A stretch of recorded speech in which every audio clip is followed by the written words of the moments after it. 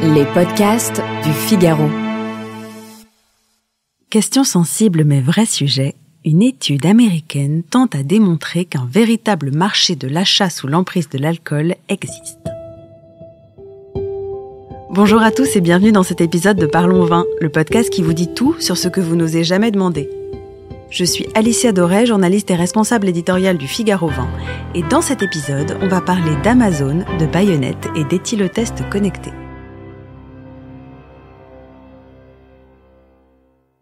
C'est comme qui dirait un lieu commun. L'ivresse est connue pour rapprocher les esprits et les corps. Enfin, dit plus prosaïquement, elle favorise l'interaction sociale. On sait que l'alcool délie les langues, donne confiance, transcende, gomme les imperfections, parfois tout à la fois. Et souvent de manière illusoire. Mais ce qu'on sait moins, c'est que cette euphorie provoquerait des dommages collatéraux insoupçonnés. En fait, s'enivrer rendrait plus dépensier si l'on en croit à une étude menée en 2019 par le site américain The Hustle. Non pas qu'une pinte de bière en appelle une autre, puis une autre, jusqu'à épuisement du porte-monnaie.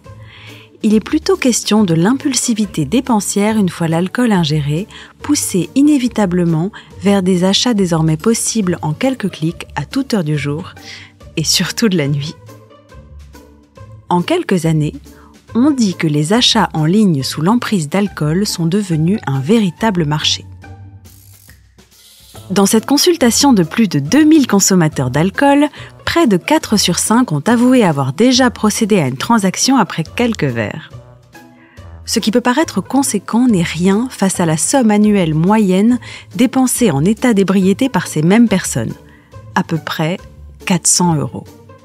L'étude va très loin puisqu'elle met en évidence que les vêtements sont les achats les plus prisés, assez équitablement répartis entre femmes, à raison de 80%, et hommes, 78%, travaillant majoritairement dans les secteurs du sport, des transports et de l'énergie.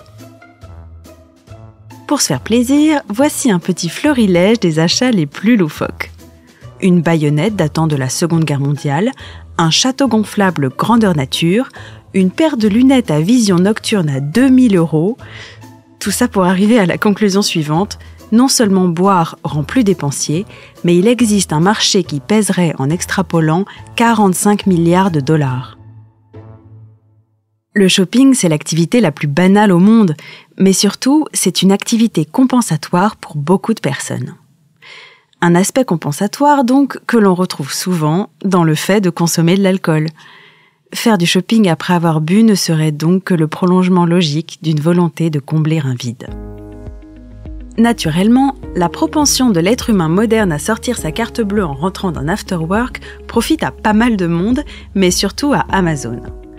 En fait, 85% des sondés citent la plateforme de Jeff Bezos, suivie de très loin par eBay, à raison de 21%.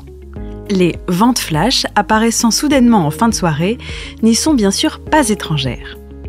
Il existe néanmoins des moyens pour lutter contre la tentation. La première, assez basique, réside dans la possibilité de cacher sa carte avant de partir rejoindre ses partenaires d'ivresse.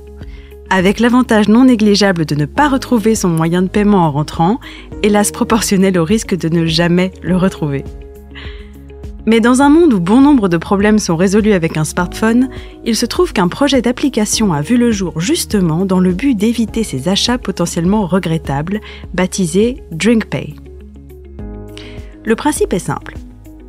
Il suffit d'entrer son numéro de carte bancaire, puis de définir une limite de dépenses et de taux d'alcoolémie grâce à l'usage d'un éthylotest connecté. Comme lorsqu'il s'agit de conduire, on souffle pour savoir s'il est possible d'activer le paiement.